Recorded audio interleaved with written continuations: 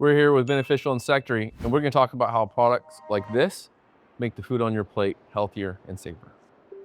Everything started back in the 70s and the 80s. And, there was a lot of usage of pesticides in the crops. And actually, those pests were getting very resistant to these pesticides. They got to a point that there was no other solutions to control them. And they were having huge impact in their yields. The pests, they have life cycles very, very short, some of them like a few days. So imagine you can have multiple generations in a month.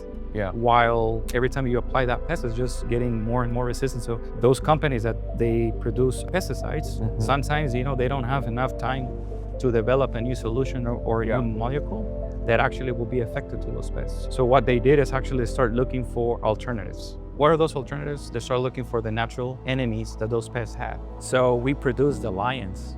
That's what we do. We select the natural predators for that specific pest. We produce beneficial lenses that will control the pests in your tomatoes. You have whitefly, we have the solution for that. We have parasitoids. Gotcha. You have trips in your sweet peppers, then it means that you can call us and we can sell you the predatory mites. I could imagine that when this first started, it was probably more expensive to use beneficial insects than it was to use pesticides. Yeah, it was. And the only reference that we have as a company is in Spain. That was actually where everything started. There was a huge pressure of pesticides.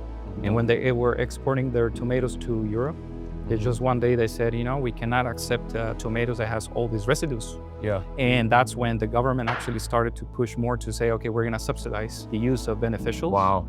And that's how actually everything started to be seen as like, this is a good solution.